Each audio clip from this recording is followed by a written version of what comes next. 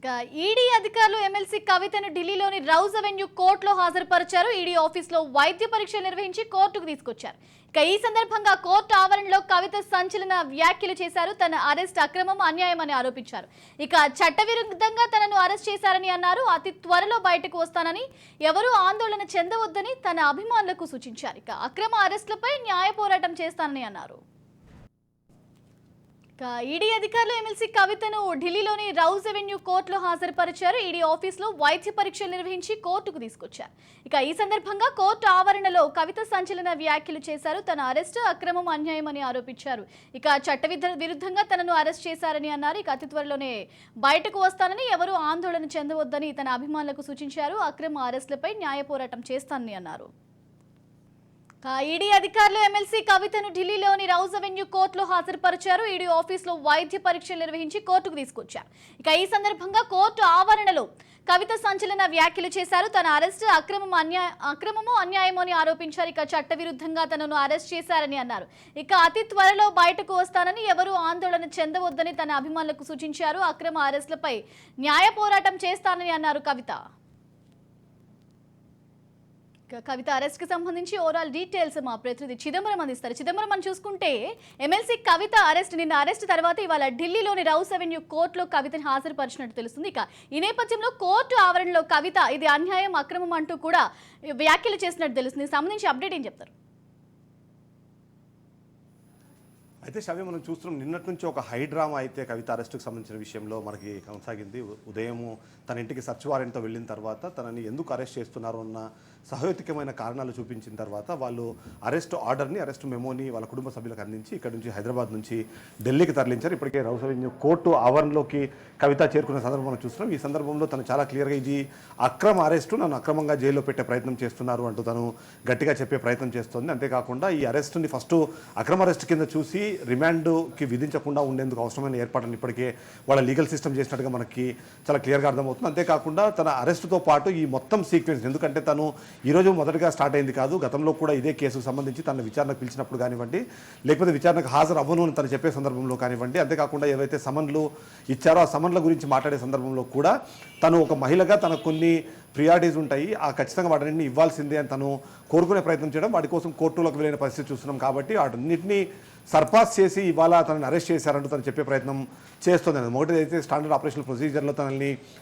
Arrest చేయకుండా అక్రమంగా arrest చేసి ఇవాళ ఢిల్లీకి తరలించారు అనే చెప్పే ప్రయత్నం అయితే ఖచ్చితంగా చేస్తుంది. దీంతోపాటు ఇప్పటికే తనకు సంబంధించి ఇవాళ మనము అప్డేట్స్ చూస్తే మాత్రం నిన్న అరవింద్ కేజ్రీవాల్ సేమ్ కవితలాగానే సమన్ల మీద స్టే ఇవ్వమంటూ రౌజ్ అవెన్యూ కోర్టుకు వెళ్ళారు. అక్కడ ఆ కోర్టు ఆ విజ్ఞప్తిని తిరస్కరించిన సందర్భం చూస్తాం. కాబట్టి ఇవాళ కవిత విషయంలో ఏం జరగబోతుంది అన్నది అయితే ఒక రకమైన ఉత్కంఠ నెలకొందని మనం చెప్పొచ్చు. బట్ అదే సందర్భంలో ఎట్టి పరిస్థితుల్లోనూ తనకి రిమాండ్ విధించే అవకాశం ఉంది. రిమాండ్ విధించే క్రమంలో కూడా తను ఏదైతే ఇప్పటివరకు తను ఈ కేసులో ఎలా అయితే ఇన్వాల్వ్ అయ్యారో అనే విషయానికి సంబంధించి ప్రైమా ఫేసీ వాళ్ళ దగ్గర ఉంది. అంతేకాకుండా నిన్న వాళ్ళ హస్బెండ్కి ఇచ్చిన, అంటే అరెస్ట్ చేయడానికన్నా ముందు ఇచ్చిన రిపోర్టు 14 పేజీల రిపోర్ట్లో తన పాత్ర ఎక్కడ ఉంది, తన ద్వారా ఏమేమి ట్రాన్సాక్షన్స్ జరిగాయి, ఇతరత్ర ఎవరైతే ఆల్రెడీ ఇప్పటికీ ఈ కేసులో నిందితులుగా ఉన్నవాళ్ళు, లేకపోతే అప్రూవర్గా మారిన వాళ్ళు కవిత పాత్రను ఎలా ధృవీకరించారు, దానికి సంబంధించిన సాక్ష్యాలు ఎలాంటివి ఇచ్చారు అన్న విషయంపైన కూడా పూర్తి స్థాయిలో తనకి ఇన్ఫర్మేషన్ ఇచ్చారు. కాబట్టి ఖచ్చితంగా ఇప్పుడు తనకి రిమాండ్ విధిస్తారు. రిమాండ్ విధించిన తర్వాత ఏం జరగబోతుంది అన్నది ఒకటి మనకి ఉత్కంఠ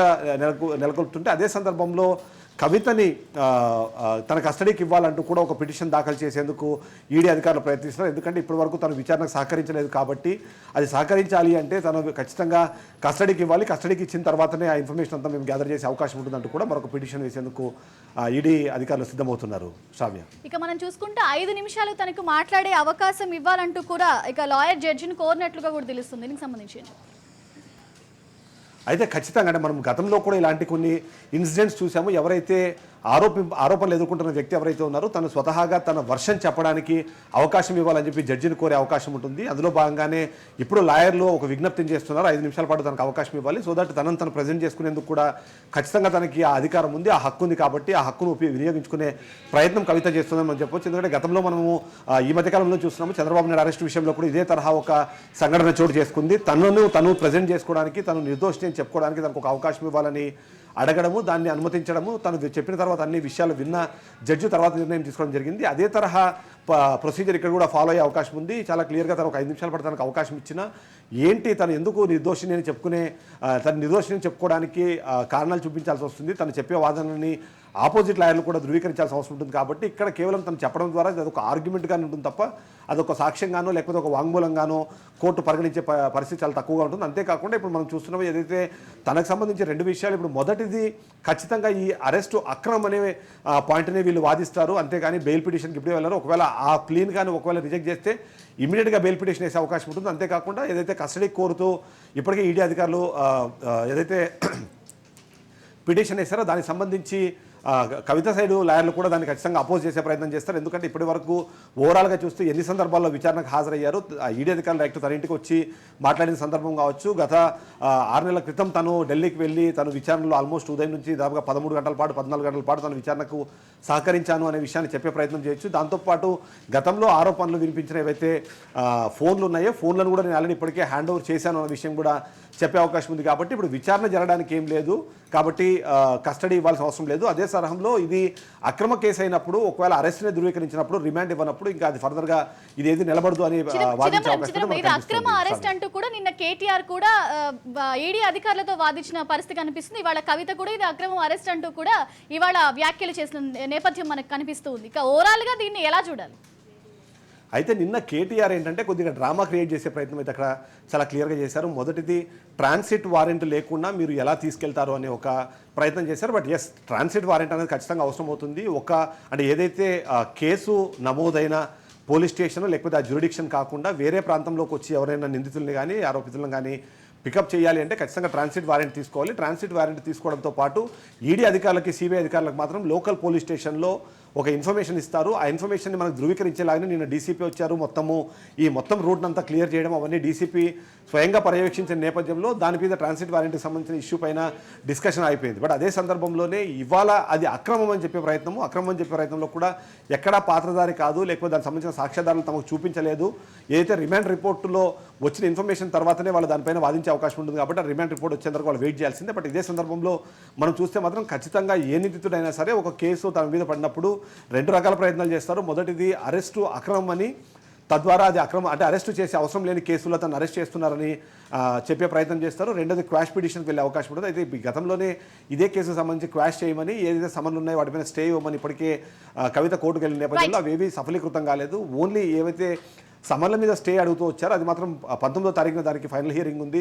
ఆ తర్వాత దానిపై నిర్ణయం వెలువడుతుంది. కాబట్టి అప్పటి వరకు ఈమెను అరెస్ట్ చేసే అవకాశము వాళ్ళకి అధికారం ఉంది అనే కారణాలు చూపించే ఈడీ అరెస్ట్ చేసింది. కాబట్టి వీళ్ళు ఎంత అక్రమం అని చెప్పినా సరే వాళ్ళ దగ్గర ఉన్న పాయింట్స్ వాళ్ళ దగ్గర ఉన్నాయి. అంతేకాకుండా మొత్తం ఈ లిక్కర్ కేసులో ప్రభావితం చేయడము అది ఒక కేసు అయితే, అదే సందర్భంలోనే మనీ లాండరింగ్ ద్వారా కోట్లాది రూపాయలు చేతులు మారాయి. ఆ చేతులు మారే క్రమంలో కవిత ప్రమేయం చాలా క్లియర్గా ఉంది. దానికి సంబంధించిన ఆధారాలు ఉన్నాయి. ఆ ప్రైమా ఫేసి ఉంది. కాబట్టి దాన్ని బేస్ చేసుకొని నేను అరెస్ట్ చేస్తున్నాను అని జోగేందర్ నేను ఇచ్చిన అరెస్ట్ మెమోలో కూడా చాలా క్లియర్గా ఉంది. కాబట్టి ఖచ్చితంగా ఆ ఆధారాలు లేకుండా అరెస్ట్ చేయడం అనేది జరగదు. కాబట్టి ఈ ఆధారాలన్నీ మళ్ళీ ఇంకొకసారి రిమాండ్ రిపోర్ట్లో క్రోడీకరిస్తారు. దాంతోపాటు ఈ ఇతరత్ర నిందితులు, ఎందుకంటే మనం చూస్తున్నాము ఈ కేసు ఇప్పుడు ప్రారంభమైంది కదా, దాదాపుగా 1.5 year బ్యాక్ స్టార్ట్ అయిన కేసులో కవిత కాకుండా కవితకు చాలా సన్నిహితంగా ఉన్న వాళ్ళ వ్యక్తుల పేర్లు వచ్చాయి. వాళ్ళు కూడా ఆమె పాత్రను ధృవీకరించారు. కొద్దిమంది అప్రూవర్గా మారారు. అప్రూవర్గా మారినప్పుడు ఈ సౌత్ గ్రూప్ అని ఏదైతే మెయిన్ ఛార్జ్షీట్లో వచ్చిందో అందులో ఉన్న సౌత్ గ్రూప్ని లీడ్ చేసింది కవిత అనే అనుమానం ఉన్నాయి. కాబట్టి ఒకవేళ నిజంగానే కవిత లీడ్ చేసింది అన్నదానికి ఏమైనా ఆధారాలు దొరికితే మాత్రం ఖచ్చితంగా తనని మరొకసారి ఈ మొత్తం ఛార్జ్షీట్ని మారుస్తారు. అంతేకాకుండా ఈ మొత్తం సినారియోని మనం చూస్తే మొదటగా కవితని కేవలం సాక్షిగా మాత్రమే పేర్కొన్నారు, నిందితులుగా ఎక్కడగా పేర్కోలేదు. కాబట్టి తనని ఏదైతే ఇన్వెస్టిగేషన్ పిలిచారో ఆ సందర్భంలో కూడా కొద్దిగా దాన్ని అపోజ్ చేసే ప్రయత్నం చేశారు. కాబట్టి ఇప్పుడు ఈ అవకాశం లేకుండా ఉండేలాగా ఖచ్చితంగా తను నిందితురాలే అని చెప్పడానికి గతంలో ఛార్జ్షీట్లో ఏదైతే అనుబంధ ఛార్జ్షీట్లు ఉన్నాయి, అనుబంధ ఎఫ్ఐఆర్లు వేసే క్రమంలో కూడా కవిత పేరు చేర్చారు. కాబట్టి ఇప్పుడు ఆ కవిత పేరుతో పాటు ఆ కవిత చేసిన నేరం ఏంటి, ఆ నేరానికి సంబంధించిన సాక్ష్యాలు ఏంటి, ఆ సాక్ష్యాలకు సంబంధించిన